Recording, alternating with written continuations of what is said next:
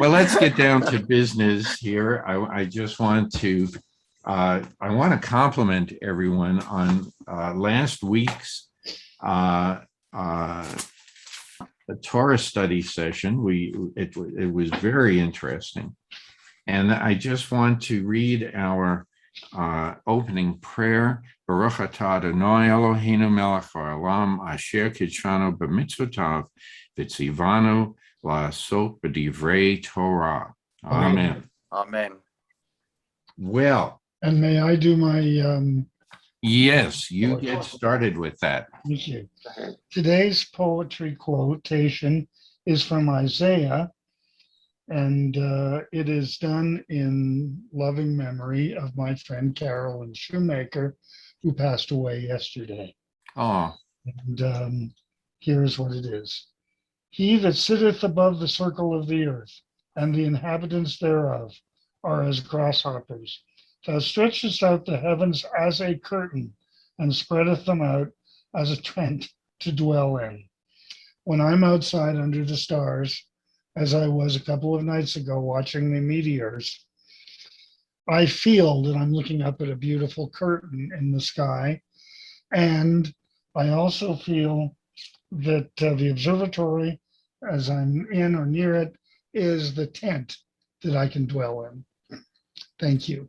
very, very well stated. Wow. Very well stated. The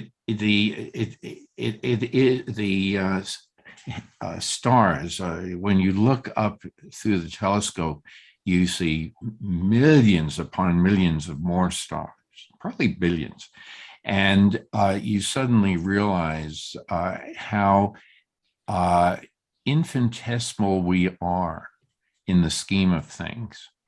And it's like a blanket, but it is like a blanket that we can wrap ourselves in, and through which we can attain comfort and strength. It's a very interesting feeling that comes through that telescope. Really. There's no question. Yeah. Thank you. Thanks, Marty. You're welcome, David. Really appreciate it. And Wendy, are you coloring or are you knitting this morning? Oh, I'm not knitting anymore. I'm coloring. Okay. Okay. But one thing to say about insignificance. Are you unmuted? Oh, yeah. Have any of you ever been on a rafting trip at the base of the Grand Canyon down the Colorado River? Gail? Yes. And when you're there and you're at the base and you're looking up, boy, do you feel insignificant. That's true. And especially we did rafting on the Animas River out of Durango. Yeah. And there were rapids and everything, and it was extreme fun, fun. And it does make you feel insignificant as you raise the power of nature. That's right. The strongest memory I have from that, just a second, Pastor Bruce, is even though I was not on that rafting trip, this was the pre-Wendy David days. But I remember Wendy was telling how she and her sister Joni and their mom were on the trip, and Gail. And anyway, Joni said, I think I'm going to jump out and dive in.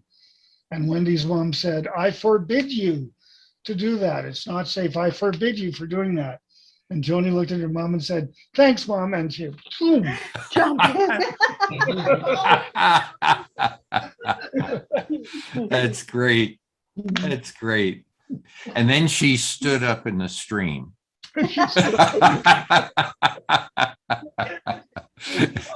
Yes, Joanne. I just like to say I was on the top looking down the confluence of the Grand Canyon, etc. So I was looking, I believe Gail said something. I'm not sure who said it, but in other words, she was looking up, I was looking down. It's wonderful. Yeah, it is. Breathtaking. Pastor Bruce, you have a reading for us. Well, I do, just because David, this is a Psalm of David, if you will, 8, that goes right along with what he just said. Yeah. And it's starting with verse 4. When I consider your heavens, the work of your fingers, the moon and the stars you've established, what is man that you are mindful of him, and the son of man that you care for him? Yet you made him a little lower than the angels and crowned him with glory and majesty. You gave him dominion over the works of your hands. You put all things under their feet, sheep, ox, and beasts of the field, birds of the air, fish in the ocean, all passing through the paths of the sea. Adonai, our Lord, how excellent is your name in all the earth. And a Psalm of David, I just love that Psalm. It's one of my favorite Psalms anyway, but it just fits so well with Isaiah there. Yes. You know, and I told Marty already, I'm going to have to sign off pretty quickly here, because we have a memorial service at 11 o'clock. So I've got to go, but I understand. I encourage you that there's a song that it's a more contemporary song called How Great Is Our God. It's by Chris Tomlin. Yes, I've heard it. And it goes right along with what was just said as well. It's beautiful. It's a beautiful song. So anyway, just wanted to let you know about that. You guys have a blessed day, but I do have to get going. I was glad to be with you for 15 minutes anyway. Okay. Good to see Thank you. you. too, Be Pastor safe. Bruce. All See you right. next Thank you week. so much. Good Bye-bye. Shabbos. Yes. Well, I think this all dovetails into some of what we're going to be reading today. As we read through this, as we read through the rest of these messages, think about the allusions to nature, and also and what we can learn from looking at detail in nature. So we are all on the same track, and all of this will lead into what we are about to read. Okay, because we finished with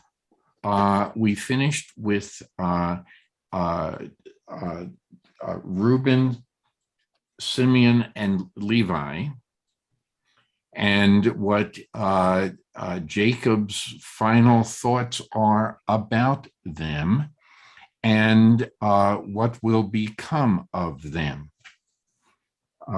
because of their behavior. So now we're going to shift gears and focus on Judah. Now, if it just to bring up, do you remember what we have learned so far about Judah? What did we learn in the Tamar story?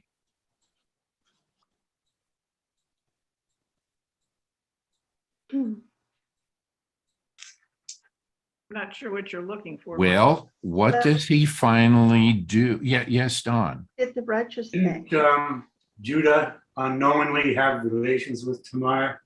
Yes. And I'm trying to think back. That's not what you're looking for, though. Well, what are the morals wrapped up in that story? Okay, Chris. If I remember correctly, Judah finally did the right thing when he accepted the fact that he had going into his daughter-in-law, because he had failed to provide his last born for her in marriage to consummate the promise of descendant. So he finally admitted that, and he was right in providing her with what she needed for at that time. Okay. Well, okay. Anything else that Judah has from that story, or another story that we have just read in the past few months? What else does Judah do?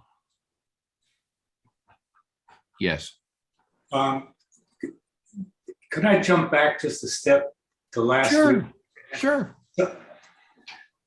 This is when Jacob has cut off Reuben because he's unstable. Okay. And then I'm realizing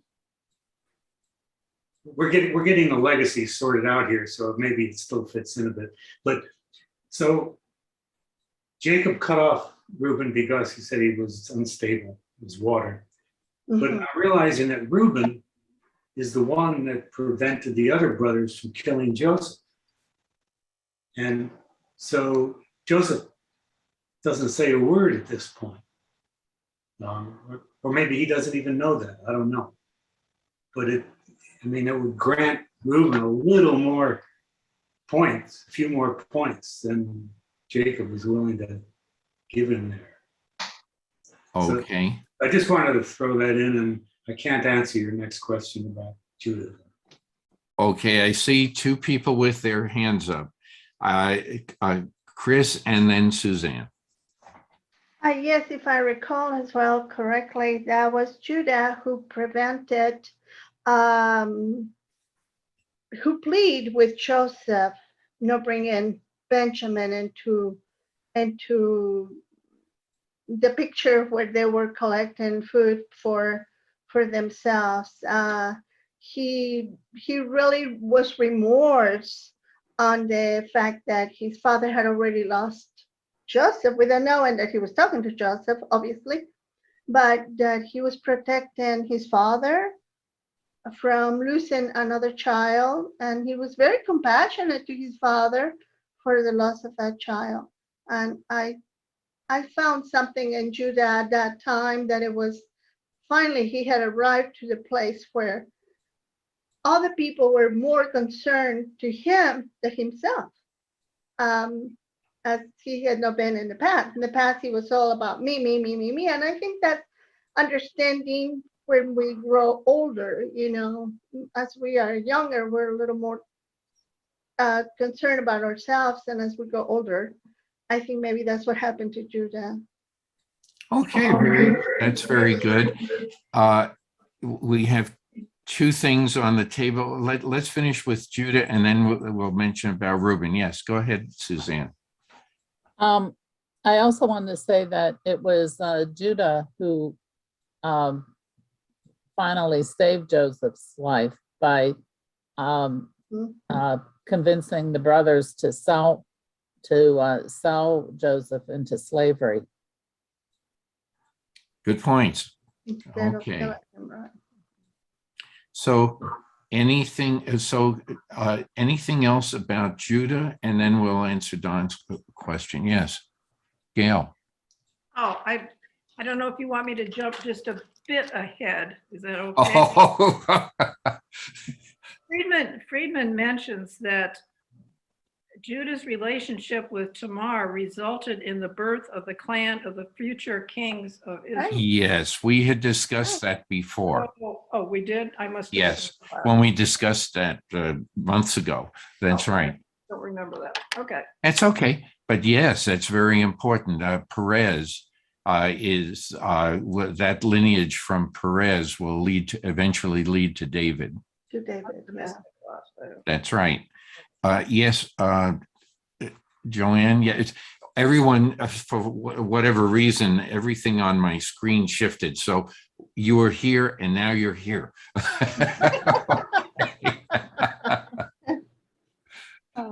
Well, I'm just actually reading verses 11, 12 about Judah, and it really sounds like he's an alcoholic. When I read it, it's like his garments are washed, and he washes his garments in wine. His robe is in blood of grapes. His eyes are darker than wine. His teeth are whiter than milk. He really sounds like an alcoholic here. There was a song back in the 50s. Oh, well, a joke. It was a joke, actually. I remember growing up, one line was, "Your teeth are like stars. They come out at night." Okay. And things like that. So this is a poetic way of acknowledging certain, the commentaries that I've read. these words that they use are not about alcohol. They're ways of showing certain good qualities. Okay. So it is good. And anyway, the other the other line that I was going to get, your eyes are like rubies. They are bloodshot. So remember, one of the things that we spoke about last time about what assumptions we make by a phrase that we read, and then you hear the rest of the sentence or something like that, or what word you emphasize. And Grace mentioned something. Grace, I know you're into your yogurt or breakfast, but if you could let us know what you said, because I think that's very very interesting and very important. Okay, so if we consider what really goes on here, where, Joseph is separated from his family by his own kin and then, put in the pit. And then he's, later reunited after all these trials and tribulations, and yet he doesn't want to hate anybody. He doesn't seek retaliation necessarily to the brothers that did these horrendous acts of, well, we're jealous of you, we don't like you, and we're gonna just stuff you in a pit. And, God takes care of him, right? And neither side of this clan has, been sinless. And it's about, human beings. And, okay, so Reuben's like water, he's unstable, he doesn't have a direction, but yet he makes an effort to save someone else's life. And it just shows a lot of compassion, regardless of the atrocities that we are able to commit as humans will. Good. That's a good That's point. all I'm really getting at there. And my blood sugar is right at the point where I have a dog right at my feet, and he's like panting and worried. And so I've got to eat. And Okay. Have some orange juice if you need to. Anyway, Reuben is an interesting character. In the stories about Reuben, he makes a lot of presumptive decisions that he will be right. He doesn't think about his actions. And he assumes that he is going to be, he assumes that he will obtain the role of leadership of the clan by way too soon.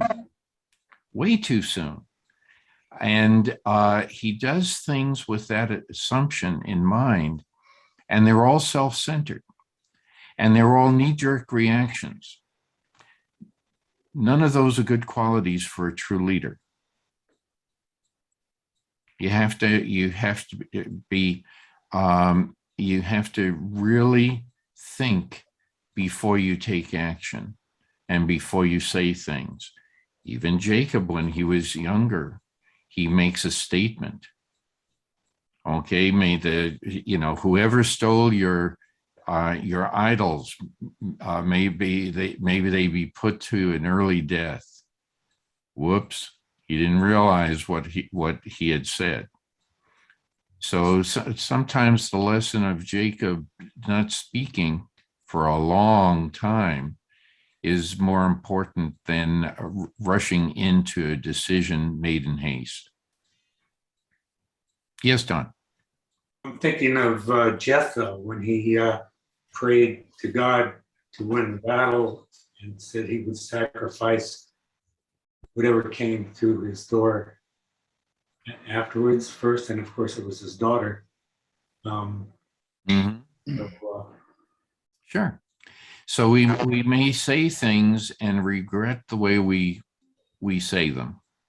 But the interpretation is also in the eye of someone else. The same words that you say may be compassionate, but another person may think they're doing harm, and vice versa. So, and even there's a story in Genesis that God has already shown us what we need to do when we go wrong. Even God repents in the story of Noah and the flood. So this story is tying together many of this final story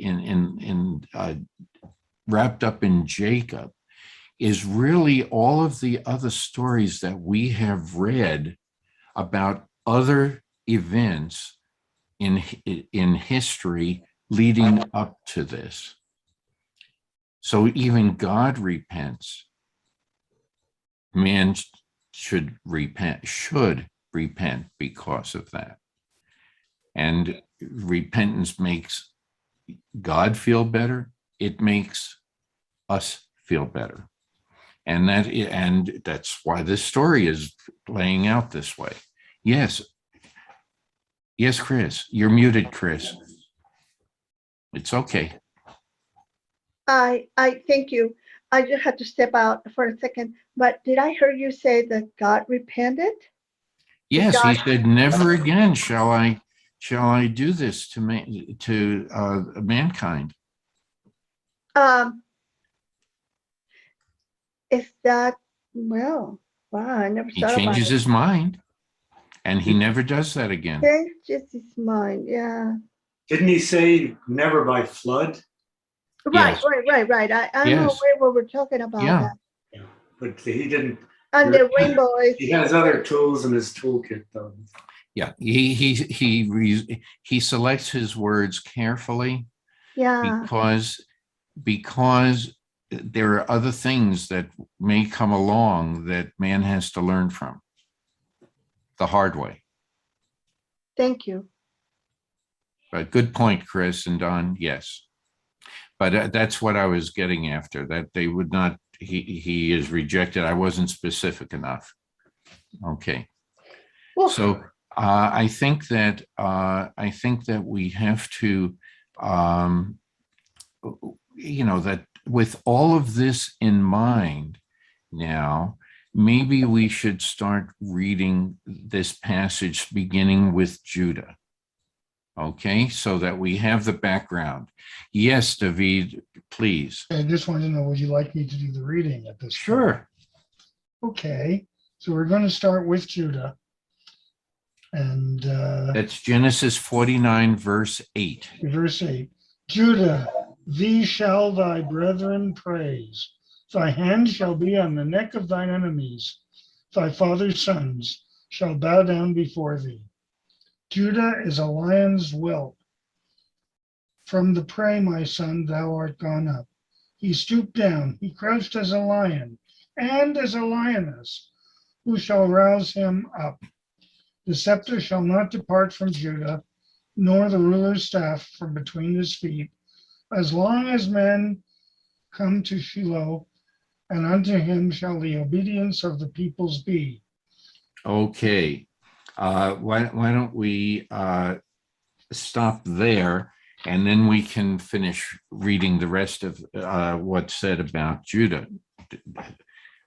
Any comments?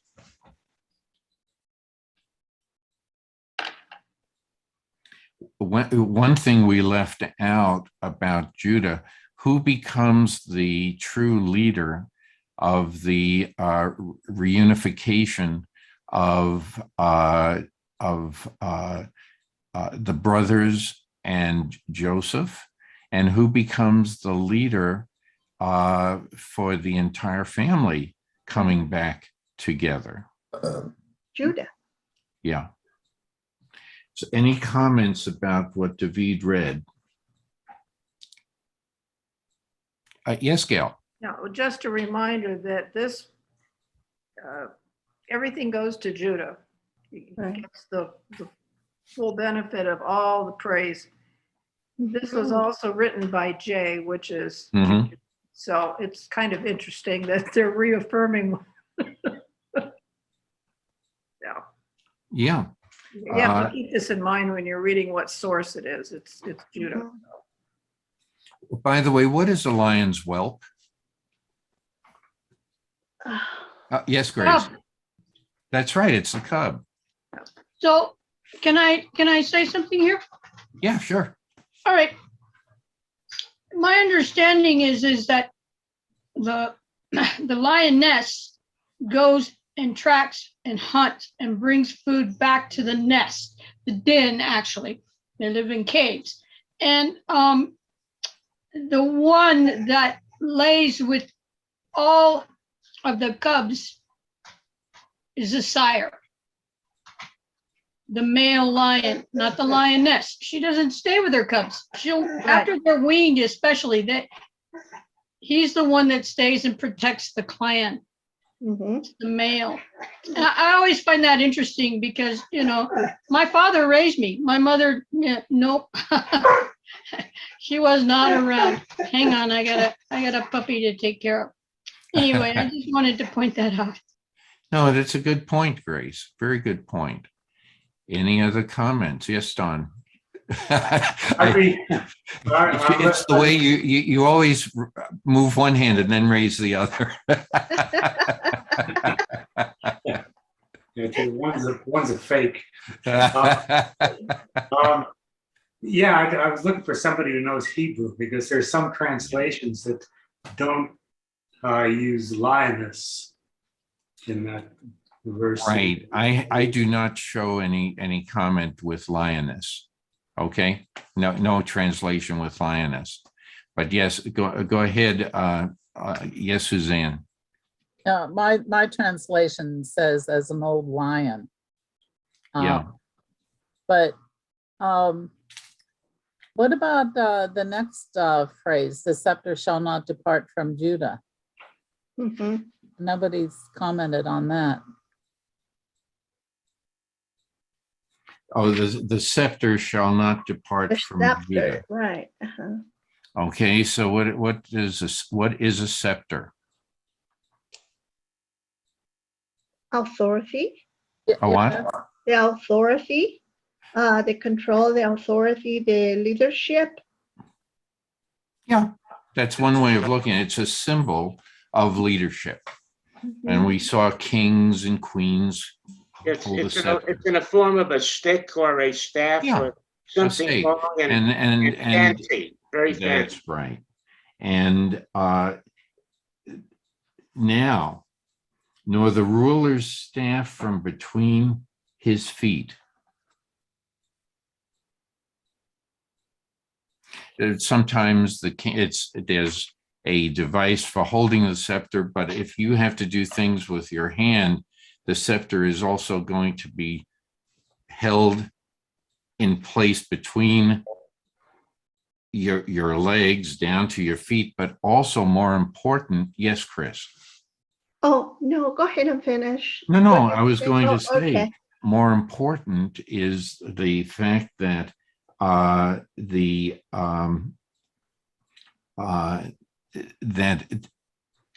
there are many implications of this. If you are on solid ground, you're Right. standing on 2 feet, a scepter between your feet makes it even a firmer stance. So that he's really being told you have the qualities of leadership and Right. the and you can rule as well. Okay, which is an interesting concept of what will happen with that tribe. Yeah. Don't want to go I'd outside. like to add to what you say, Marty, that it's the beginning on Judah 8 where it says that you will have the upper hand toward your enemies. Yes. And we have always felt that strong about Israel because of that, that we know that no matter what, Judah is the land of God, the protection of God. And he gave it to him right here, where he says, nobody else will overtake you, but you will have the upper hand all the time. And a certain security, we only believe that as people when we stand up against other nations, that he will protect us, that he will deliver us. And No more treats, yeah, there we go. The dog agrees. yeah, I guess so. I'm glad See, the dog he's put all his right with paw it. He's panicked. up. Oh, that's good. That's good. Now, what else? There has been another interpretation, and this deals with the word testament. Okay, that there is another interpretation out there. Nor the rule is staffed from between his feet. Some people have said between the knees. I think it's a sexual reference, probably. But testament, Well, right, but that's the concept here in those people's minds. Okay, so you have that, and so tribute shall come to him and the homage of people be his. Any other comments? Why are we called Jude? Oh, yes. Yeah, go ahead, Don, and then Michael. I'm seeing that Jacob is saying this. They're all in Egypt, and it's going to be over 300 years before the Exodus. And so I wonder how the others hearing this can even relate to what it means, because certainly Judah is in no position to dominate, as his father was telling him. And so I'm wondering what are they thinking? It's I always think when I think of that old Archie Bunker line, what's wrong with revenge? It's a perfect way to get even. No, but you raise an interesting point. This could be a discussion in and of itself to, go on and on. But yes, he's being singled out only because of the observed behavior, the change in his behavior. And his heart, yeah. That's right. And remember, this is sort of prophetic, that's a prophecy that's being stated. And so we don't know if this is coming from Jacob or God. Oh. Now, Judah becomes a very important territory, if you will, in future stories. We've never read from books of Kings. We've never written, in Torah study. But that type of project would be very useful. In summary, the Book of Kings, in my mind, the summary of the Book of Kings, these are important people, know who they are, look at their rise to fame and their total collapse because they did something wrong. Remember that. And that's it, the book. That's a summary of the book, but in a very naive sort of way. But I think that that would be an excellent project. The way the story is written, I even have a hard time entering the minds of the other brothers, how they are looking at this, because they only, there has to be some level of sibling rivalry. There has to be. And some of it plays out in future books in Torah. Okay, we see some of that. But right now, it's sort of like they're just going to accept what is told Right. to them. When somebody speaks, anybody speaks, you have no way of knowing if they're a prophet or not. Future generations may say have an easier time of saying that, but it's hard to know. And it's a leap of faith to say that, oh, somebody is a great speaker and I am going to believe the way they are teaching. Mhm. Very difficult for anyone. Yes, Chris. I'm just listening to what you're saying. It does really make sense that they will have that rivalry. But I think maybe they had just experienced something that they never expected before, especially when they criticized Joseph with his dreams and his allegoric stories of grandeur.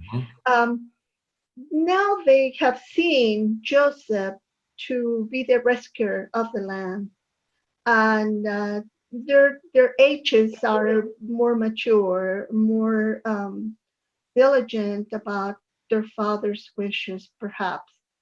I wondered if that had seeing God at hand working through all these people might have changed their mind about what my father is doing now is correct. The spirit of the living God who dwells among all of us, I think, kind of unifies us in many times where we don't see humanly that is possible, but spiritually, I think it makes sense. Good point. Very good point. Yes, Michael. You talked And I'm about, sorry, the discussion went a certain way, but yes, Michael, go ahead. well, that's okay. You know, sometimes, well, it depends. If you're a good listener, if someone is prophesizing and saying things that you should think about, there's ulterior motives, and you listen to common sense built in there. You have to take some of these things, all of it, into consideration and make an intelligent determination just by being a good listener. And so all of these things take a part, and unfortunately, what I've seen over the past number of years, people in this country are sold a bill of goods one way or another, and you have to look at people who are very good speakers. They look good, and they're very convincing. Got to look at all of these factors to determine in an intelligent way, and look at all sides to see if you're being sold a bill of goods or not. Good point. Very good, Michael. Yes, Suzanne. I see this particular verse 10 as being prophetic. Yeah. Towards prophetic of the Messiah.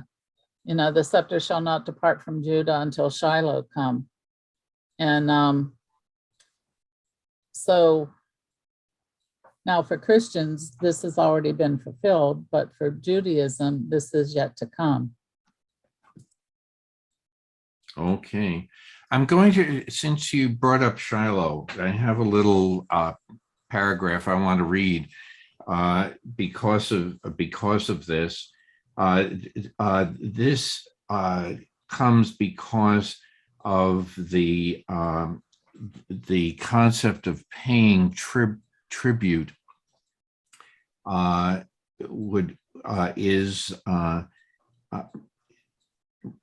it could be let's see, Shiloh, meaning tribute, okay, and or Shelu, excuse me, and Shiloh being analogous to Shiloh.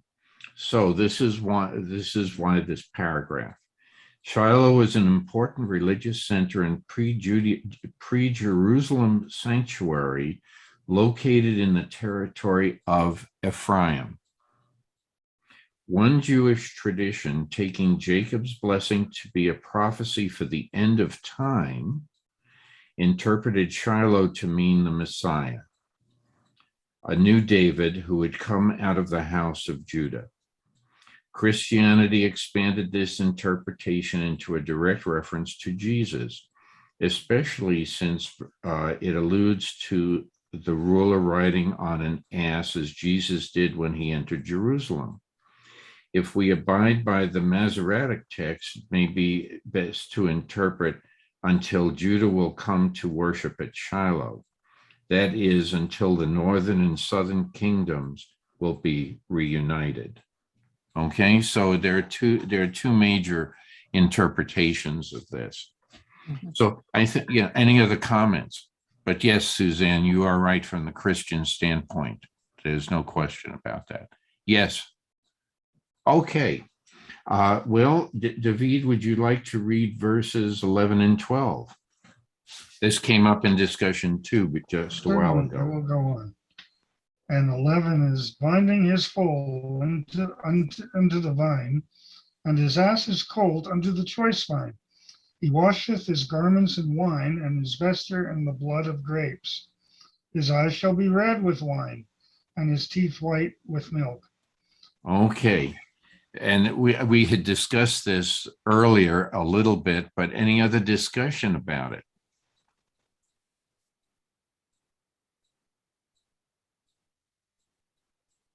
Wasn't there a song, Sweeter Than Wine?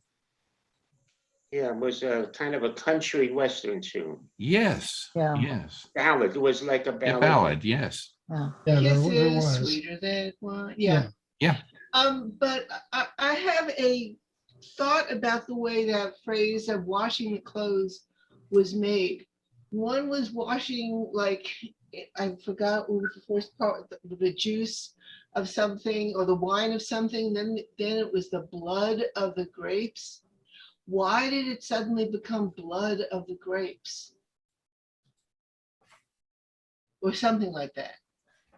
Here it says as used in a poetic way, but I don't know. I don't know if there are other meanings to that. Because that sounded pretty nasty. It could be reference to the color. Well, yes, but why blood?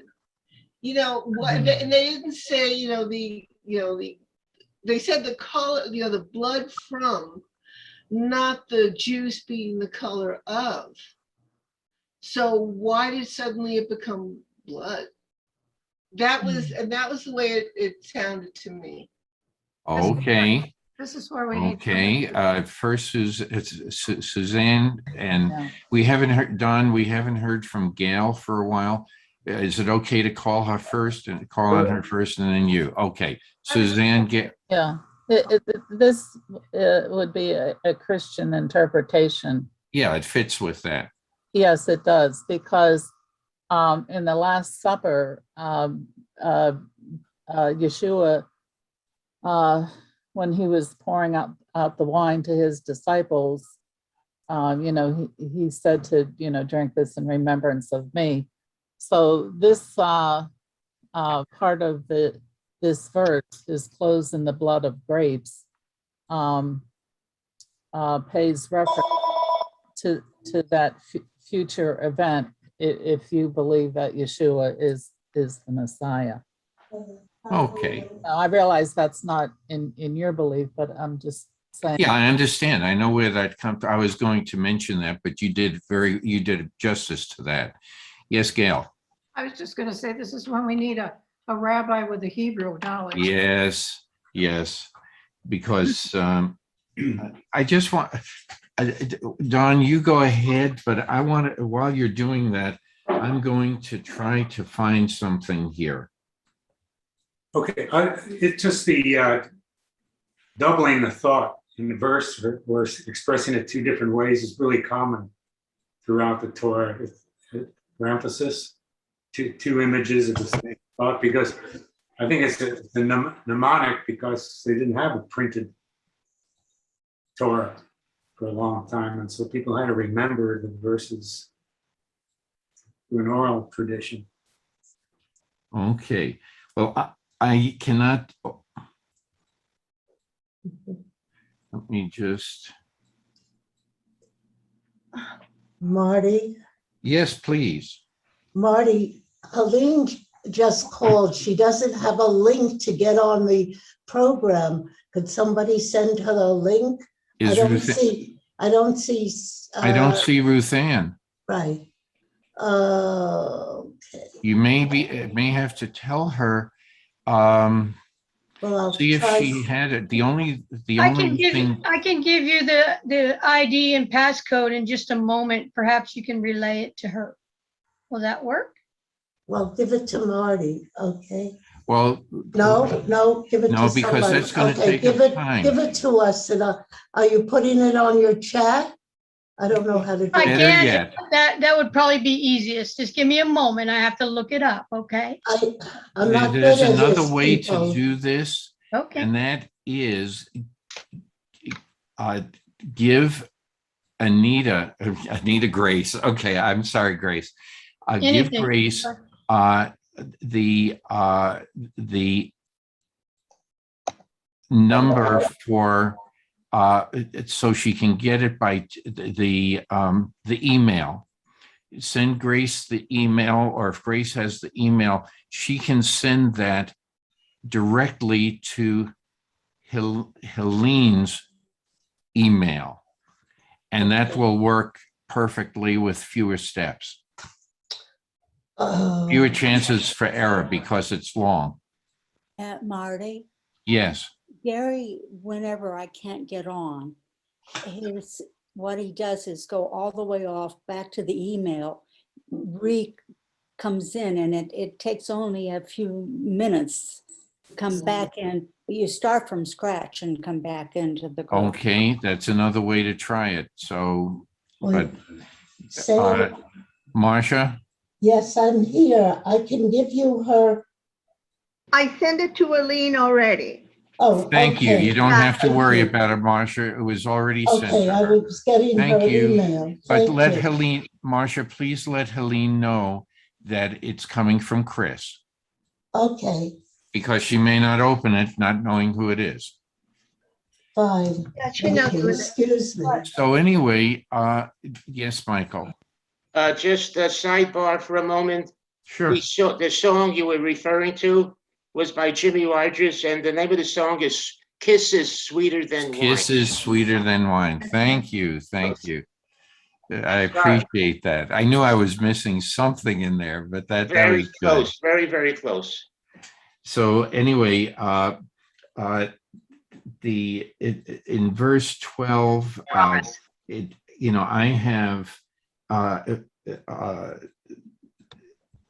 Hello, the blood of grapes We hear is you, the we color. hear Hi, you. Helene. I'm sorry I couldn't help it. My computer was broke. Thank you. You're welcome. You're welcome. I didn't do that, but thank Chris. Thank you, She Chris. sent it to you. Thank you, Chris. Anyway,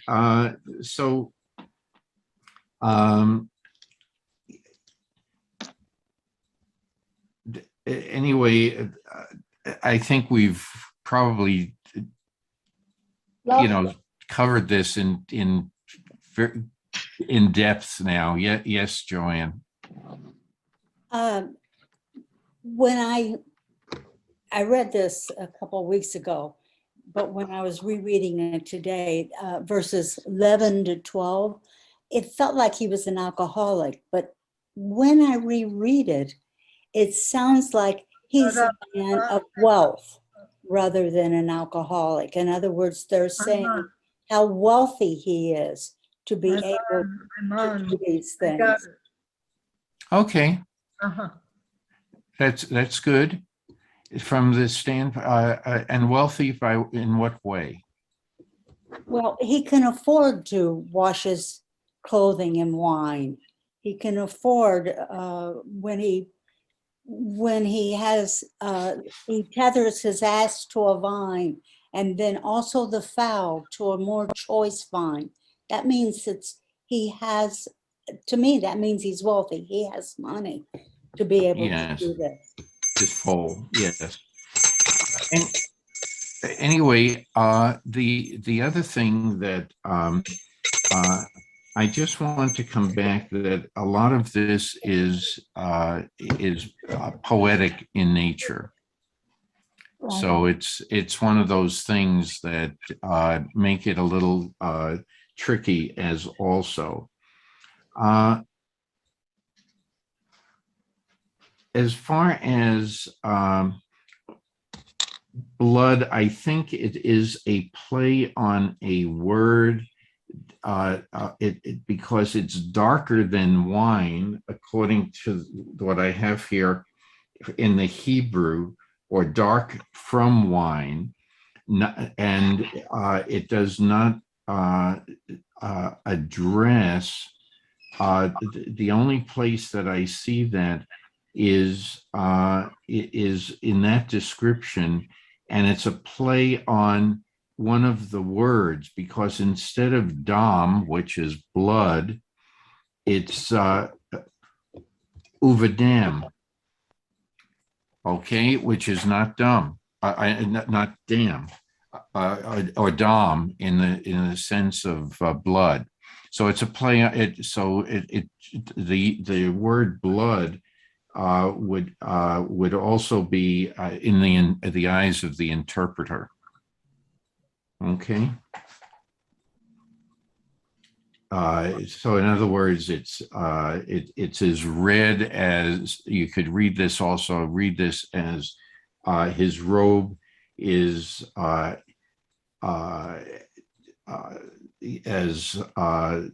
as red as grapes. Okay.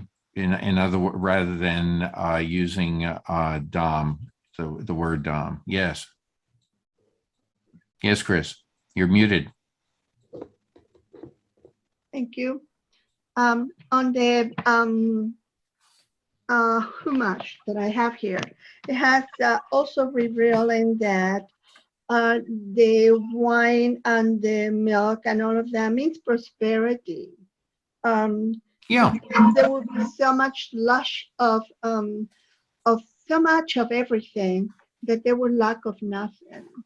But it's talking about their life ahead, that they will never have to worry about anything. Okay, thank you. Any other comments? If not, we will read on. So, anyone else want to read, or going once, twice? David, that's Okay. you got it again. Here we go. Verse 13. Verse 13. Zebulun shall dwell at the shore of the sea, and he shall be a shore for ships, and his flank shall be upon Zidon. Issachar is a large boned ass crouching down between the sheepfolds. For he saw a resting place that it was good, and the land that it was pleasant. And he bowed his shoulder to hear, and became a servant under taskwork. Okay, let's stop there. Okay. Anything, who is the firstborn here? Issachar was good. And so Zebulun is being placed before Issachar. Right. Interesting. Wait, I thought Reuben was the first. They all are. No, of the two twins. Yeah. So it's interesting that he's reversed this. I didn't mean twins, but the two. Zebulun is born after Issachar in the earlier reading, but this is also picked up, I understand, it's in the references I have, the same references made in Deuteronomy. Okay, so that so Zebulun has now been moved a little ahead of Issachar, and maybe there are some reasons why. So let's first see what Zebulun shall dwell by the seashore. Any comments about that?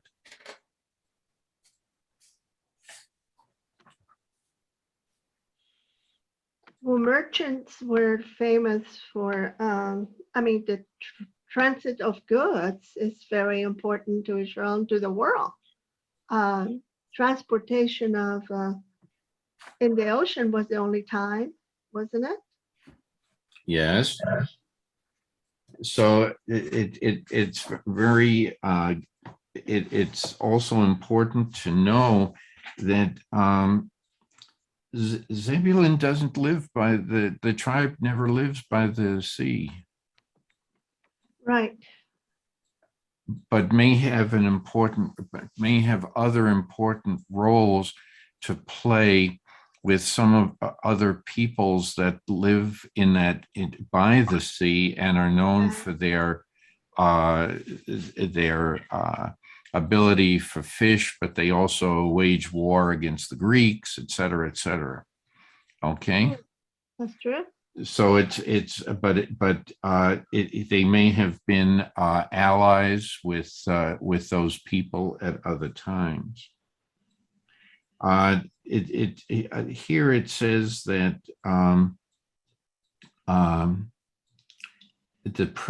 first of all, there's precedence. The commentary about the precedence it is that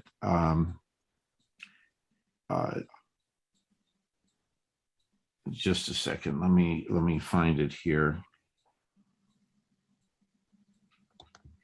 Zebulun the tribe will also join Gideon's battle against the Midianites, and its importance at the time of David is illustrated by the fact that it contributed to David's armies, the largest military contingent of all the Western tribes.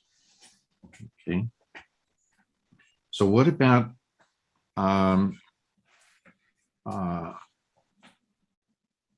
so that's that, but what about Issachar? What are they saying about Issachar? What is being said about Issachar? A donkey. He's a strong-boned ass, but what is it the ass doing? What is the donkey doing?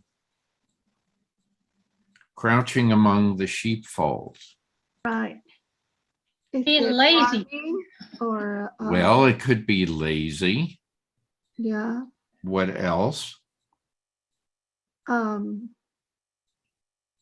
If we add line 15 into it, Agricultural, farming.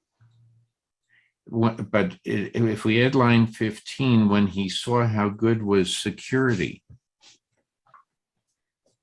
Tranquility was good and the land was pleasant. Is he hiding out to feel more safe? Is he unsure? Because it's in an inland. In the commentaries, it's speculating that Yes. he felt safe and secure. So maybe he's hiding amongst the folds of sheep. Yeah, that's exactly what it says. Marty, Yes. excuse me, my translation said crouching between the saddle packs. Crouching between the saddle packs. A saddle. The Pack? saddle packs. Packs. Got it. Got it. Which is a whole different meaning. Yes, that is another way of looking at it. But if someone is hiding among the sheep, It doesn't say sheep. okay, it's He's a servant. He's not there to be a leader, isn't he? I mean, he's a follower. Okay, that's one way of looking at it. He is not leading the sheep like there's somebody on the lookout, the shepherd. So it'd be is a on the shepherd, lookout. right? A shepherd, more likely then. But the sheep will be eaten first before whoever is in the middle of the herd. We need the Hebrew here. We really do, because I've got. I know we do. Michael had his hand up. Yes, Michael. No, thank you, but no. Oh, okay. But what happens to someone who has no leadership quality?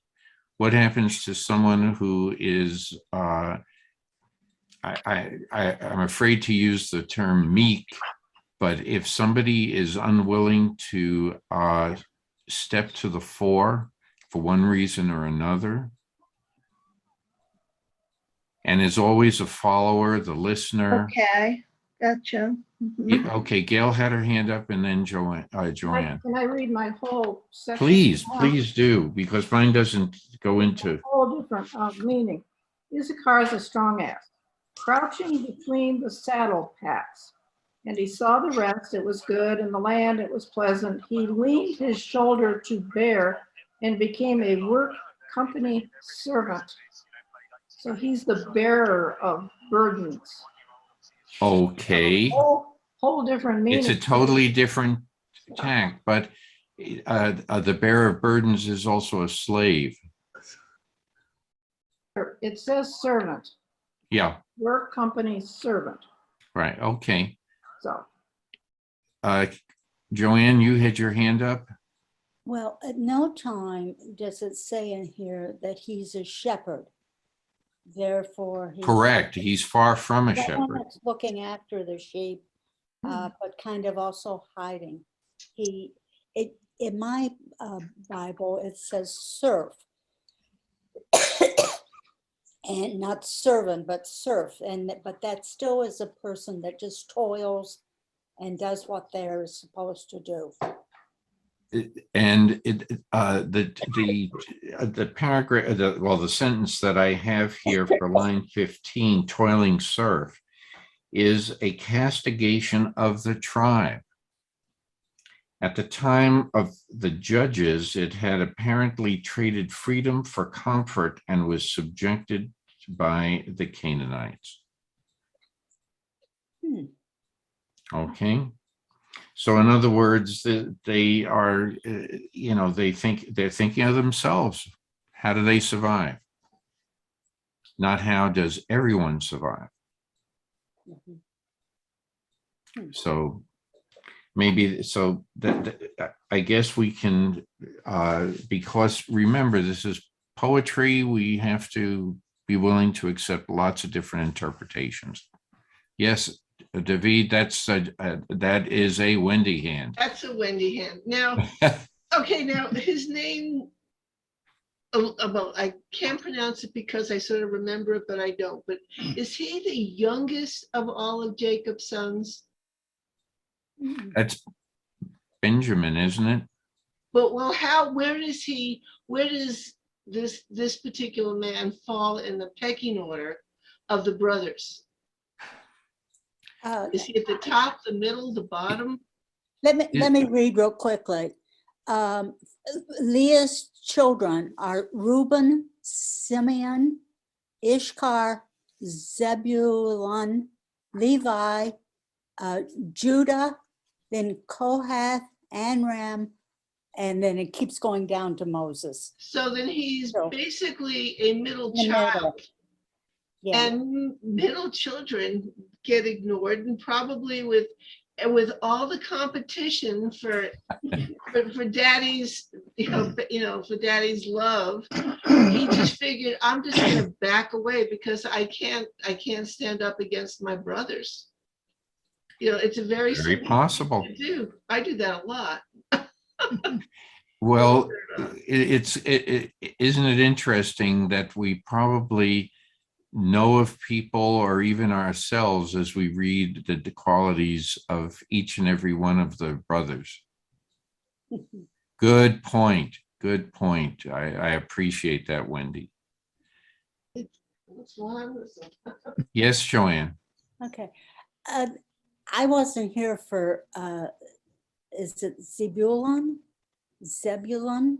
I'm never quite sure. But he's seashore. And I think in order to be on the seashore, you are a fairly brave person.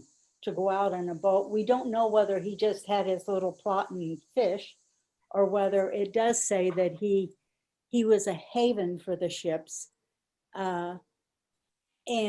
But I think of him as being a seafarer, going out, checking out, being rather brave. I don't know what everybody else Okay. said, but I have a thought. Yes, yes, Okay, Grace. so for some reason, there he is. You know, he's hiding amongst the folds. He's, you know, in this alcove along the seashore, where it's kind of an unusual Well, wait a aspect. minute, the two different brothers. Okay, well, I'm talking about Ezekar here for a second. Okay. So my thought just, you know, be the keeper of the light. no. You know, lighthouses erupted at whatever century that happened.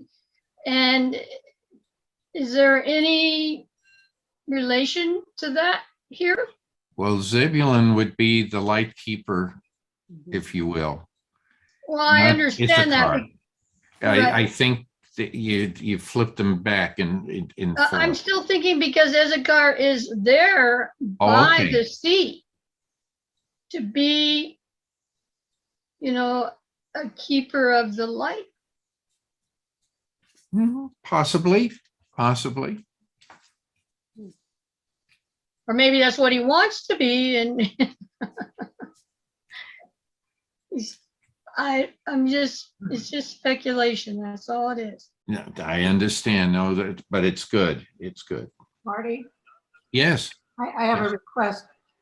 I would like to have, if we have a rabbi next week, have them go through this with us. Will and help a lot. Translate the Hebrew on this particular character. I do think it's going to be very, I think David has his hand up. I agree with you. No, it's me. Okay, now Grace, you have dogs. So I used to have a lot of dogs. Not that I'm comparing them to sheep, but in a way I am. Maybe he just felt good being with the animals because the animals were happy for any kind of, I guess, care. And they didn't say no or yes. And you just felt good because anything you did with them just was good. So I know I feel like I'm in heaven if I have a dog that just jumps on me and slobbers me with kisses. I mean, so maybe he just liked being with the sheep. Good thought, good thought. Well, he felt no rejection perhaps from any of the animals which he dwelled with. Okay. Any other discussion? Well, Marty, yes, okay. I just looked up Zebulon. yes. And And where do they live? Okay, well, he lives just kind of in the middle of the land, and I don't find a seashore anyplace. Well, It that's what must I be said like at the almost outset. a river or something right. rather than the seashore. So some of the things, you know, let's face it, 6,000 years or so years ago, maybe the land wasn't exactly the way it appears on our maps of today. Yeah. I don't know. Yeah, he was also, Zebulon was the sixth son of Leah. Yes, that was mentioned. That's Okay, right. thank you. Thank you. Yes, please, Marcia. Well, it says that they place his tribe on the northern coast of Israel. So he went far away to get to the northern coast. Yes, I have that in one of my sources. It says that the territory that tribe inhabits is from Haifa all the way to the north. Well, So there's one thing I don't, depending on who draws up a map based on this, it will be different from another person's map, maybe. So I don't know how valid each one of these different interpretations can be. Yes, go ahead, Marcia. Another thought, I recently spent some time on a ranch, and sheep do not like people. You know, they're always running away. So I can't see you nuzzling like you do with your dog with the sheep. I'm sorry. Okay. Yes, Chris. Yes, I'm reading from the Chumash, and it shows here that Issachar was a person very spiritual. I'm surprised that we haven't said anything about that. He favors the traditional rabbinic interpretation, where it shows that Issachar is spiritual role as the bearer of the yoke of Torah and cultivator of the spiritual treasures of the people. It goes on to say that 200 heads of the Sanhedrin came from this tribe. And that changes more of the physical labor kind of a person to the spiritual segment of his life, which he came all the way down to probably into the Jerusalem area, where the Sanhedrin were part of their sect there.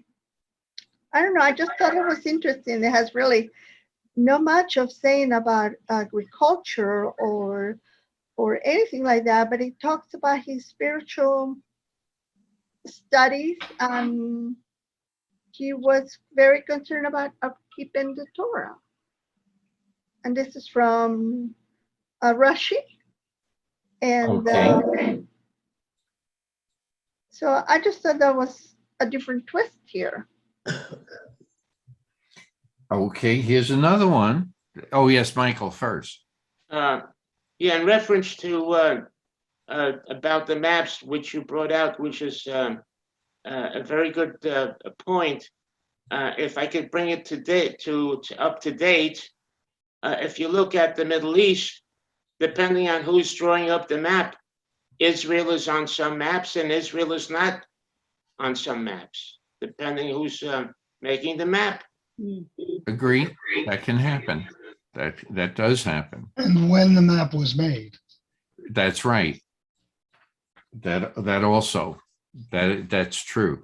It happens in multiple ways, because in some maps, Israel of today is left out of the map of the Middle East. Right.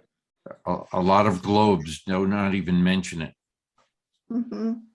Okay. So yes, so I understand what both David is saying and what Michael, they're two different, you're approaching it from two different directions. Yeah, yes, Don. Going back to an earlier point you made, Marty, about who is speaking here, whether it's Jacob or God, that seems the most important part, because it's such a poetic line of verses, and the images are so powerful that it doesn't sound like Jacob speaking. And it's also mapping out the legacy of all the tribes, which, you know, how would Jacob Very good point. have be able to understand that? It sounds to me like this is God speaking in what could be very obscure terms. Okay, I'm going to, those are good points. And Gail. Okay, I got out my Hertz because this Issachar is bugging me. Okay, because I have another one here. You may say it because the reference may be similar. Okay, and I've got the little commentary too from Hertz. For he saw a resting place and that it was good. And the land was pleasant, and he bowed his shoulder to bear and became a servant under task work. Okay, so Hertz says, a resting place, as opposed to the wandering life of nomads. So he's going to be a settled person, Okay. not going to be a nomad. And task work or tribute, Issachar possessed rich territory, preferred rather to submit to tribute than to leave his plowshare and take up the sword. So it's a whole different feeling here. All different thing. Okay. There's Excuse me.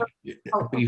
Go ahead. I just want to interrupt purposefully. Somebody has another source of sound, either a radio, a TV, or their cell phone, and they're either listening to someone, whoever it is, if they would just mute themselves for the time being.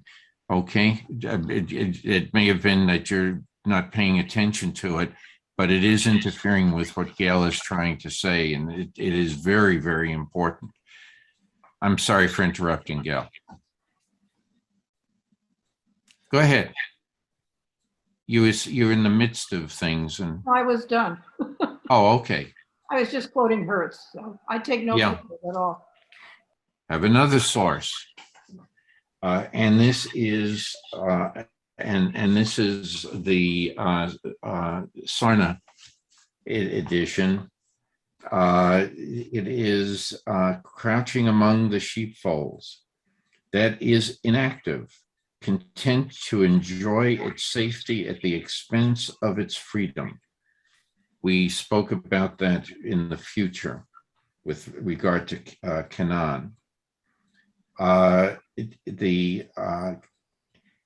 The context there is likewise an accusation of tribal indifference to the wars of Israel. But the meaning of the words is by no means certain. So we have spoken about all the different interpretations. And the saddlebag or saddlebag connotation may refer to the pair of bags carried over the back of a beast of burden and hanging on either side. Another possibility is defense enclosures for animals. This rests on archaeological rather than philologic evidence. So, depending on what frame of mind you're in, you will interpret this passage in multiple ways. But it is, as Don points out, it's again a poetic reference to things. Notice how well. Anyway, before we move on, I just wanted to say that there, in all of what we're reading, there are the allusion to different things found in nature being set as examples with each one of these brothers. So let's see what he has to say about Dan. Okay, shall I continue at this point? Because why don't we do that? I would like, after verse 17, I want to interrupt because I think could all use a little break with an unrelated story. Okay, sure. Dan shall be a serpent in the way, a horned snake in the path, that biteth the horse's heels, so that his rider falleth backwards. And then the Hertz commentary talks about this small, highly venomous snake that coils itself and if disturbed darts out upon any passing animal. Anyway, the story, which is unrelated, but I really can't resist, is that a few days ago, Wendy noticed there was a gopher snake who was kind of resting by our back door. And he wasn't really in the way, so we just left him there. And he did not budge for about 3 or 4 days. And Wendy noticed the color was changing. And so we thought we thought that he was deceased. So we decided to bury the animal on our south lawn. And so Wendy took the shovel, and I grabbed the snake with the snake tongs. And as I grabbed the snake, I turned back to Wendy and I said, "Sweetheart, you may want to delay the burying bit for a bit while," because the snake came back to life and was little tongue was sticking out. And as far as I know, the snake is still doing great. He stayed with us for a few days and then has since wandered off. He is not the horned snake in Dan's in this thing from 17 about Dan, but he was just someone. Anyway, because he kind of resurrected, we decided to name this animal JC.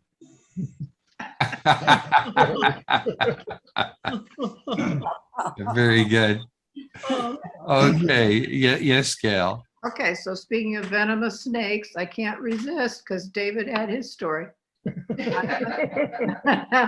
I was sweeping my front patio and I had a very considerate snake who let me know that he was there. He rattled at me.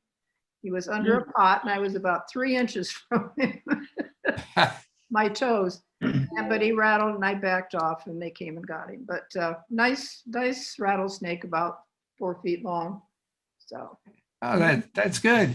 But he was Good nice. story. Let me know he was there. So Yeah, I just backed off and it was good. So very good. Yes, Don. that's the third snake I've had this year. Okay, and then Don, and then Grace. I'm going to throw in a snake story if I may. Perfect opportunity. Sorry, Marty. It's okay. It's all right. I had just bought a house in Yakima, Washington, central Washington, which is desert like here. And there's a lot of rattlesnakes up there. And and this old farmhouse on acreage up on a ridge. And I was rebuilding the house. And it had an outdoor swimming pool, which needed a lot of work. And I had just torn the house down to studs and I broke my leg. So I was on crutches and I would go out to check things around the house in the morning. And there's about a 5-foot rattlesnake in the swimming pool. And I'm on crutches. I have no idea. I hardly knew anyone in the town at that time. So there was a guy helping me with the house, and he came up in his pickup with a big fishing net. And this was the next morning because by then the snake was just hanging in the pool, floating. And I thought, oh, it's drowned, it's gone. But it wasn't. As soon as he fished it out, this snake is thrashing around. Obviously, they can breathe in the water somehow. And he took it and he put it on his truck in the net and drove off. And then I saw him the next week. I said, "Well, what'd you do with the snake?" He said, "I just let it loose further down your property."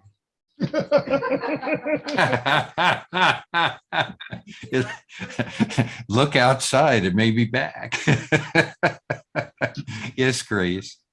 Okay, so here's a funny snake story. Oh, God. I'm so sorry, Marty. Yeah. It's okay. I don't It's mind. entertaining as all get out. I love it. So we had just built a house in Arizona, and we're doing some things, a little gardening, and I'm off and I come home and I pull my truck into the driveway, and before I had time to hit the garage door opener, my husband opens the door and he comes running out to the truck and he's like, "Don't go on the front porch. Don't go on the front porch. Don't go." And he's hysterical. And I'm like, okay, So I asked him, I said, "Well, what's going on?" He goes, "There's a snake, there's a snake, there's a snake." And I said, okay. I called the snake wranglers. And I'm laughing inside. I'm trying to maintain a cool sense of, concern for his behavior. And so I said, "Well, where is it?" He says, he had come to the front door, right? He's on his motorcycle and he brought home a bag of peat moss and he's coming to the front door because we didn't have a garage door opener for his bike yet. And he put the peat moss down, he turned around, and there's a pillar there under the patio. And he goes to set the peat moss on this snake, and it startled the living daylight out of me.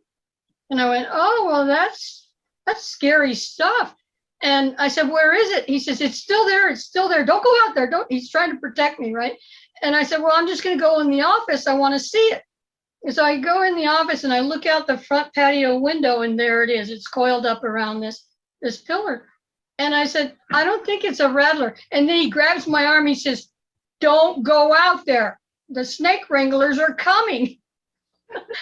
So they show up, right? The fire truck shows up. They come out with their box and the snake stick, and they grab him, and they put him in the box, and then he opens the front door. And I said, well, what kind of snake was that? And they're like, oh, I don't remember what it was, but it was a boa of some kind. He says, oh yeah, this guy eats rattlesnakes for a living.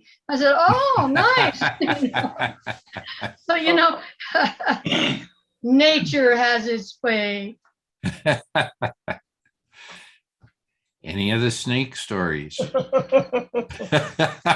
Okay. Well, May I go on, Marty? I mean, snakes show up in literature throughout the ages.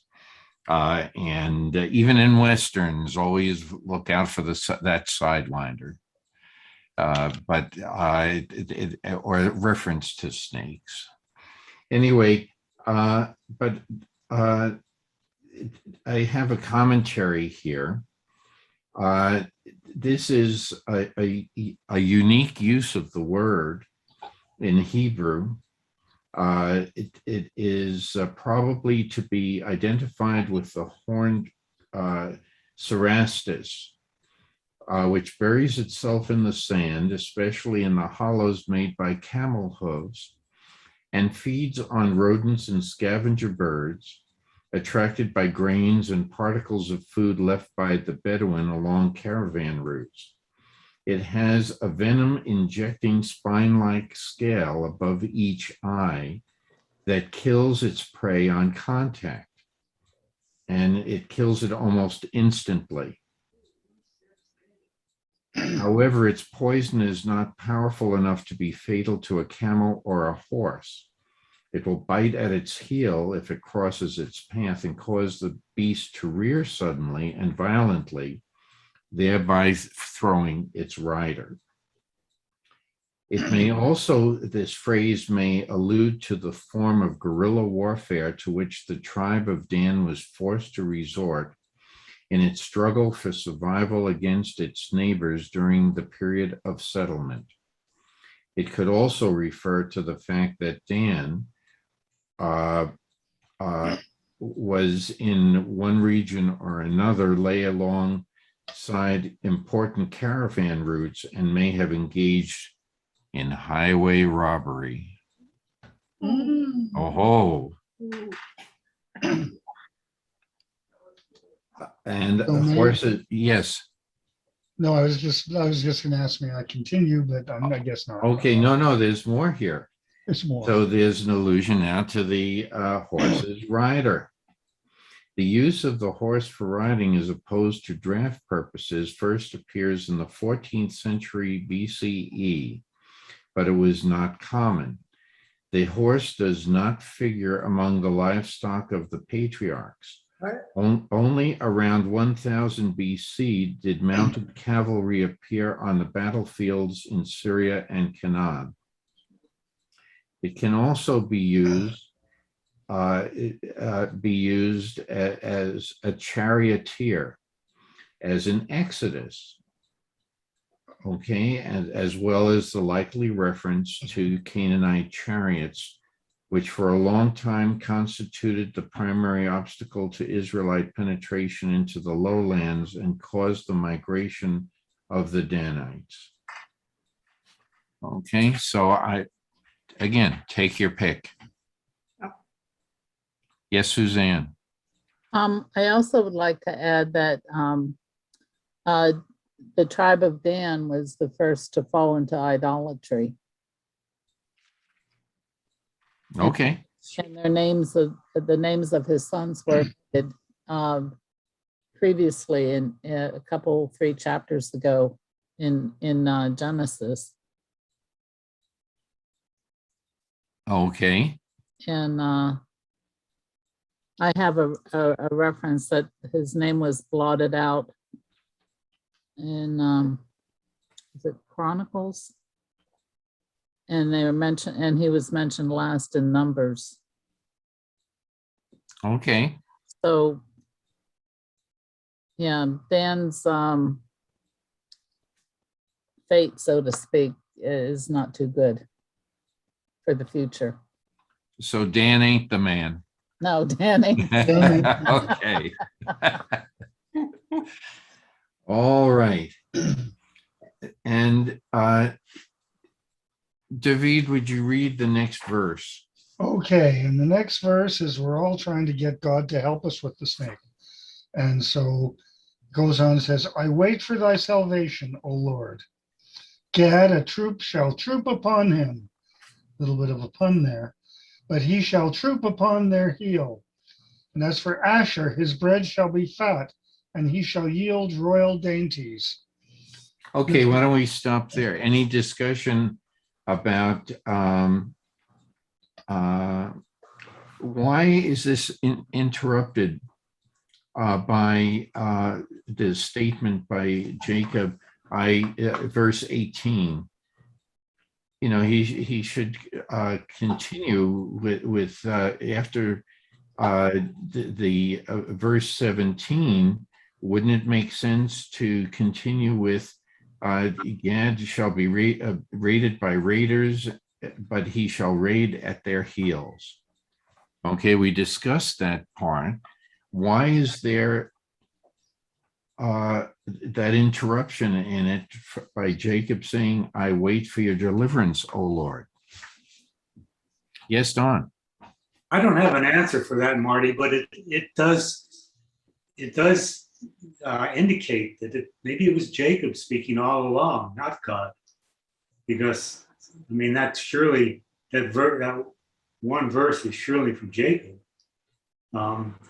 So is that telling us that Jacob is interrupting God or interrupting himself?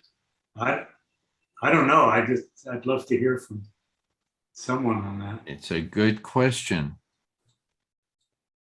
Powerful. Yeah, yes, Suzanne. I think this verse 18 refers to Dan and acknowledging what he and the tribe has done. It's kind of a future thing. In other words, if they screwed up and when they were the first to fall into idolatry, and they, had their names omitted and this and that and the other thing, it would seem to me that he would be looking for some kind of redemption or salvation. Good point. I suppose he could see 5,000 years into the future. Mm-hmm. And what's happened to the Jewish people. Right. So maybe it's an interruption that way. Mm-hmm. Or maybe he's just making a simple statement. Hey, God, this is hard for me to even fathom. I can't fathom everything that I'm saying. Right. This is a heavy, or it's, hey, this is a heavy duty that you've given me. I don't know. Take your pick.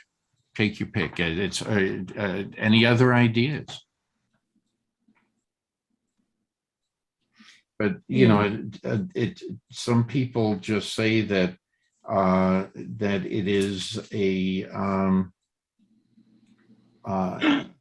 that it's an aside, that he's just making mention of this as Jacob taking a break in the prophecy, the prophetic aspect of what he's saying. Yes, Joanne. And when I read that, I thought, this man is dying. He's called everybody to him. His eyes are dim, and he's saying, I wait for your deliverance, O Lord. It's almost like, Lord, how soon am I going to die? Sure. That's reality, kind of, if he's giving all this and talking, and it just feels that way. So we have several different opinions here. I don't know which way is the most correct, but I think that it requires a lot of thought. There's no question in this other piece that I have. It says that the interruption may be Jacob coming through all of this. That this is such a heavy burden. Please, do I have to go through all of this before I die, as Joanne is saying? So it's a form of a prayer. Some people have looked at it as a prayer within the prophecy. Or maybe it's another aspect to the prophecy. I don't know. So as long as you're aware of the multiple interpretations, we have, and so many different interpretations being thrown at us, one right after another, it makes it a little harder for us. So any other comments about Gad?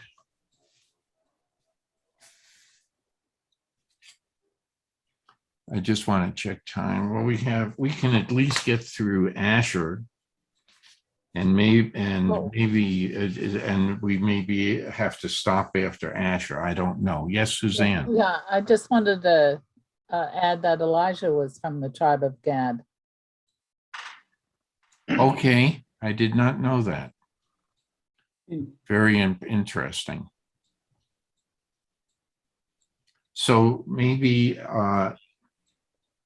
well, wait a minute. This suggests something that's a little different, because if we now reread that statement about Elijah, using Elijah in the knowing that bit, is the statement, let me find it here.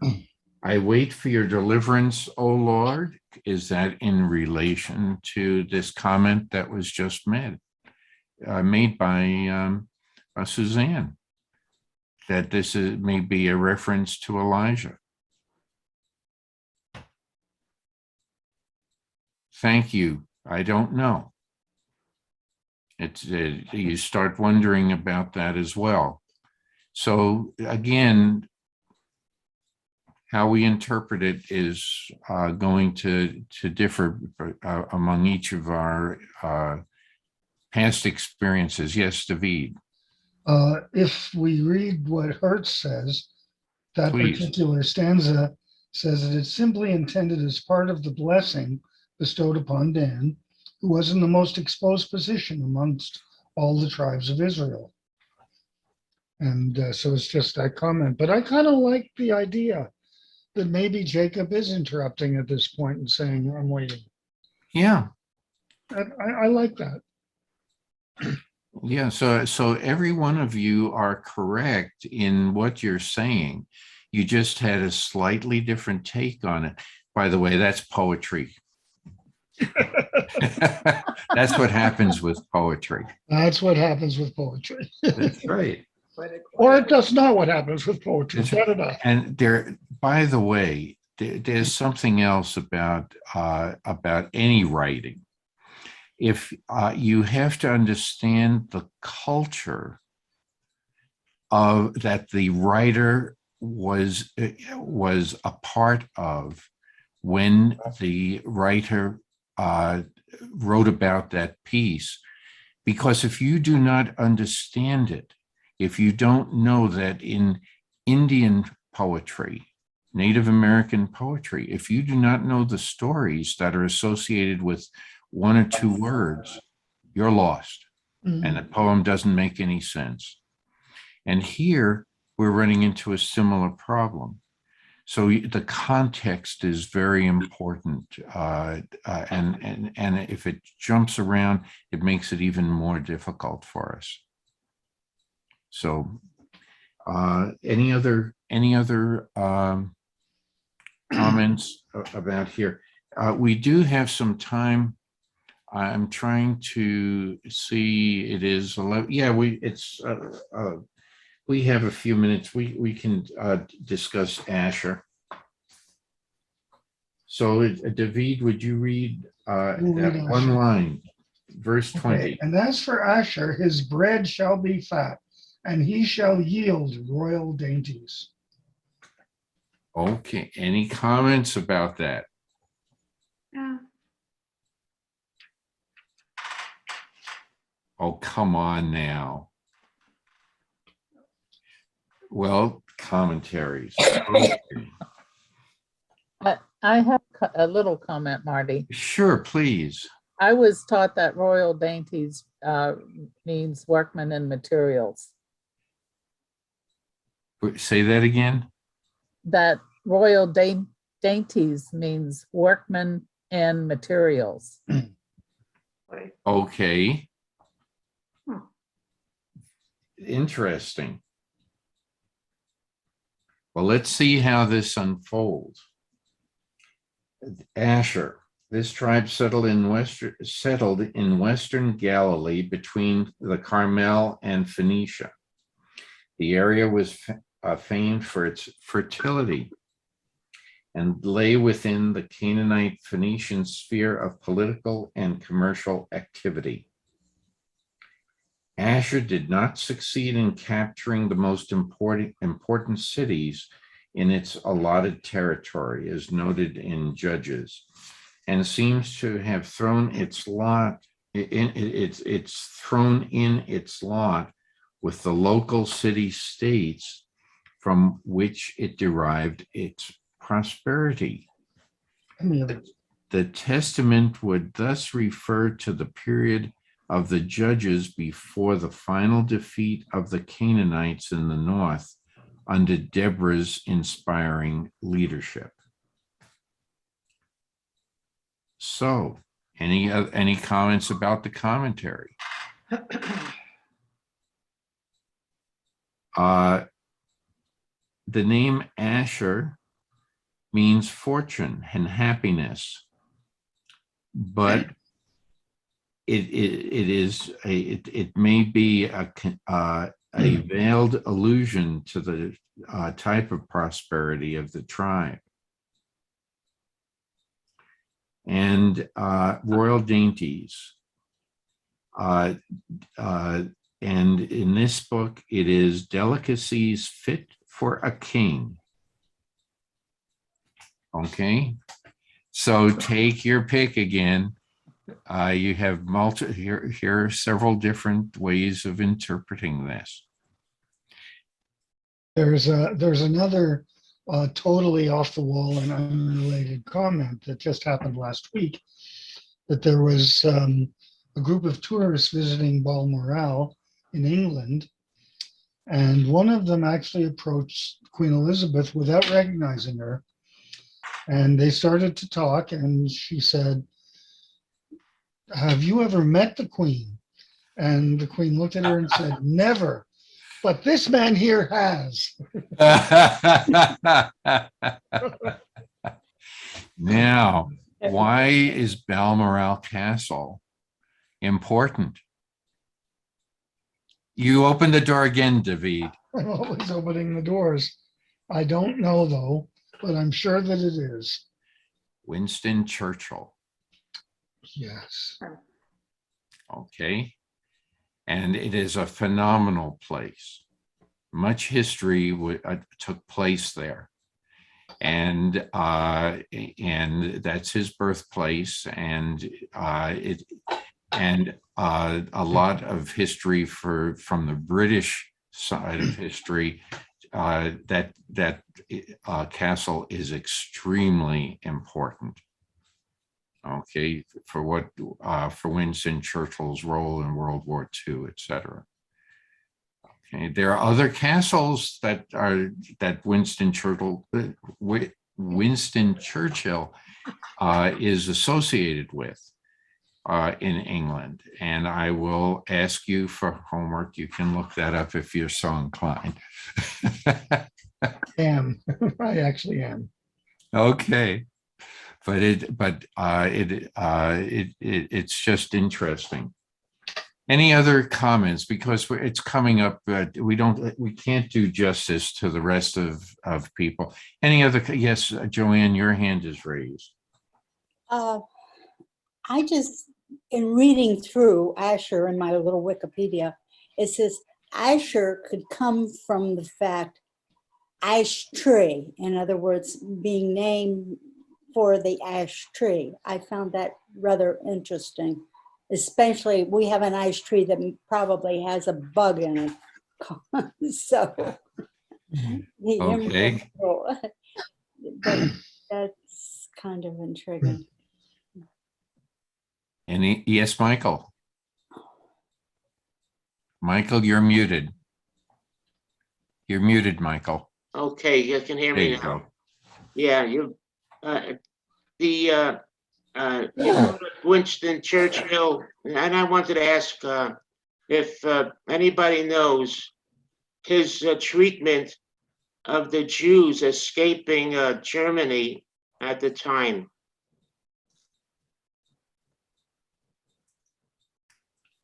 My memory is that both the United States and certainly Canada and England pretty much ignored what was happening during the Holocaust until after it was over.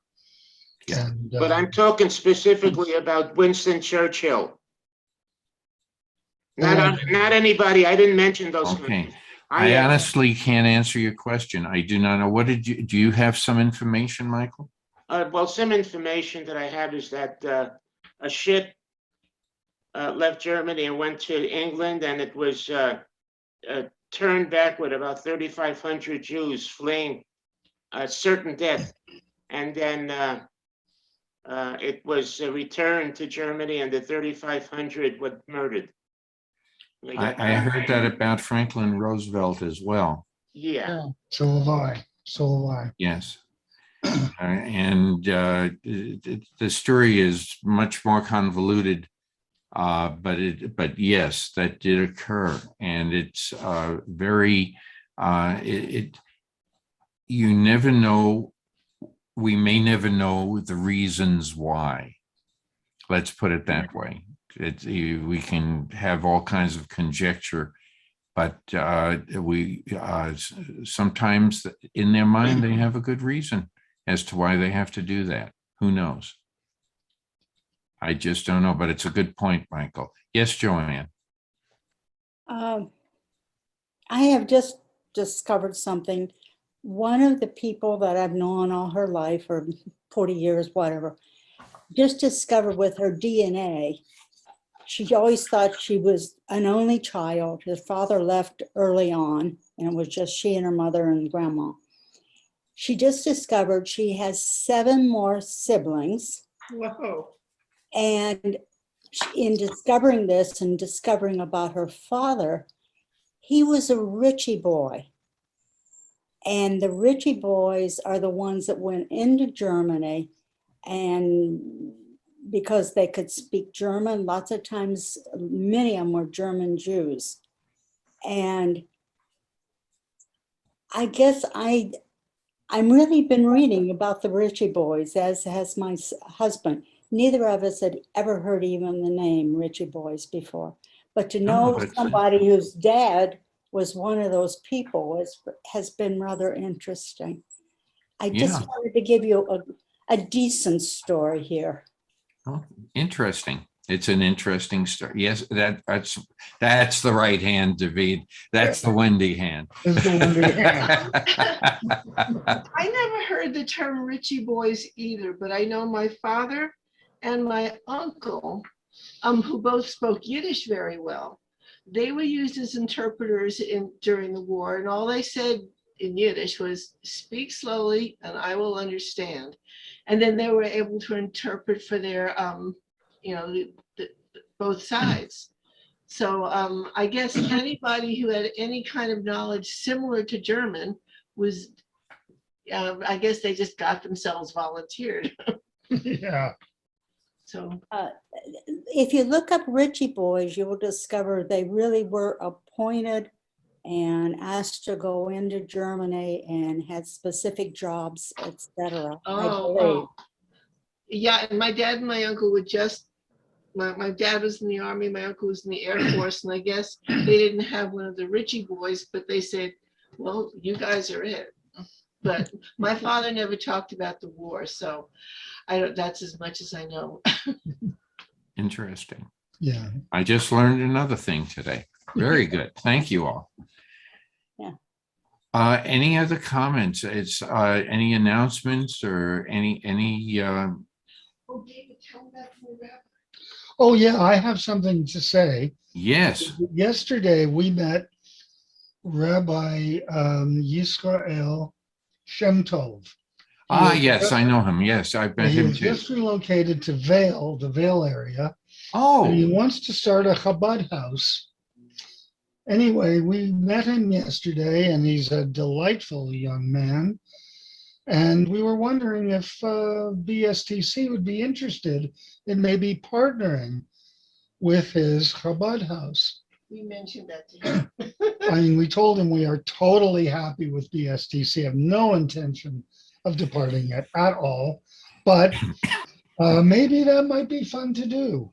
Yeah, well, yeah, 'cause this came up in a conversation because of we met. I met him. I was with my son-in-law, and we were in Tombstone, and they put up a menorah every Hanukkah right in front of the museum that's there. Yeah. And we attended a service when we found out what was going to go on, my son-in-law and I, and we, wrapped ourselves with tefillin and the works with this whole thing. And I made that gesture to him at that time that maybe we can interchange. There was only one difficulty. It would be, we would have to change a lot of, and he said it, we would have to change way too much for the two ways to meet because of his concerns about the role of women and men and like that. So he's a very learned person. I'm amazed. And I thought at that time it would be a way we could at least have the experience, the learning experience. But I have to defer to that. And he may have been thinking about it all these years. I don't know. And he hears it a second time. Maybe he would be willing to come and speak. Oh, Marty, he's only 26. Yes, I know. And when he was, his wife bakes, I guess, challah every week, and he delivers it. Well, he brought us one of her loaves, and we talked for a long time. And I mentioned that if he really wanted to start a shul in Vail, and I said, every family, if they're at a shul, they're going into Tucson, and you got to show them where you're better, why they're better off coming and staying in Vail. And I said, I hated the fact that when I went to an Orthodox shul, for whatever reason, that I felt like I was put in the cattle car section of the synagogue. And we talked about it, and I said, you need to be flexible. If you want to get something going in Vail, You have to be extremely flexible with what you're doing. We talked a lot about that kind of stuff. And I told him to go to the different synagogues and see what's out there so he can say what's better. So we had a long discussion, and maybe between everybody saying you need to be flexible, he'll get a little flexible. But he's very orthodox. Oh, And yes. very Yeah, to That's use right. the word flexible with a Chabad rabbi is it's not going to work. It's an oxymoron. No, Well, and that's I know where he lose me right No. there. I You could know. tell. I could tell you that for absolute certainty. That, Yeah. However, there's a lot of wisdom in if we could even have a little taste of that, I think it would be educational. Yeah, Oh yeah, Yeah. yeah. It would be. I think so. It would be a very an eye-opening situation, and you'd really see the difference between Reform and Orthodox. It's quite dramatic. Let me put it. Oh, yes, that way. yes. It is very dramatic, and I. As a woman, I can say I've had my eyes open before to this. Yeah, it's Oh, but I like the flexibility of that shalom. I'm sorry. Ruth Ann, did you have any other comments before we adjourn? Well, I'm not happy to hear that Chabad has come to Vail. I wish they would stay as far away from us as possible, to be honest. You're comparing them to the Tsar. Um, Right? Well, I saw, I saw back in Pittsburgh what happened. Part of the problem is that I see, at least from my experience back in Pittsburgh, is somehow or another, and I wish I knew what the true secret was, financially, they are self-supporting, and they support the people in the outlying areas as well, like this new rabbi or whatever. They get supported, and they take away, at least in Pittsburgh, they greatly took away from the people that were unaffiliated. They were able to keep them unaffiliated.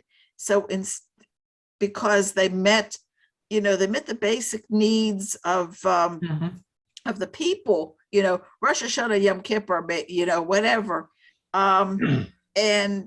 And like I said, and then these unaffiliated did not have to participate. Okay, they got their cake and ate it too, and it made it very difficult for a lot of the other congregations, especially the ones who depended on the seat holders. People who would. Well, that's all they wanted was Rosh Hashanah and Yom Kippur, so they paid a couple $100 to be able to come to the service. And a lot of synagogues, depend on that money. It costs money to run a temple, a synagogue. And if you're not going to help with the upkeep, it's to the detriment of everybody. Like I said, I hope they stay away. I really didn't want to see them in the area. I personally could be very comfortable there because of my upbringing, and it's, with my thoughts and stuff, but let them stay away. But as far as it goes, just keep watching your emails, your e-blasts. Changes are happening from what I had put in there for the high holidays. The board will be discussing it on Monday, and then I'll get something out Monday night or Tuesday to everybody. But you basically just go home, go and keep praying that COVID goes away. Yeah. At least, especially before my ulcer gets any worse. Believe me, it's past few weeks, my stomach has been doing nothing but flip-flops. Michael, you had something you wanted to say? Yeah, I wanted to say something. Thank you, Ruth Anna, about, wanted to ask Marty this. What I've been doing personally, what I've been doing since the beginning of this COVID, I've actually, when I come into the house from the outside, I've been gargling with warm water and salt water, just in case the virus got caught in my throat, could get rid of it. Does that have any value, you think? I honestly do not know. I don't know. My grandmother would agree with you, Right. but I don't know. Yeah, yes, Wendy. Oh, Wendy was signing out. She Okay. was wait. Well, I thought it's time to it's time to end. go. And I'm sorry I missed the session, but I had a horrible night last night. And again, I blame a lot of this on COVID and stress and having a temple to run, which I never Yeah. wanted to do in the first place. So I went back to bed. That's where I was, if anybody was interested. So, Okay. see everybody next week who's left here. Sounds good. Okay. See you all next Thank week. you. Good Take care. Shabbos. Bye-bye. Good Shabbos. Bye-bye.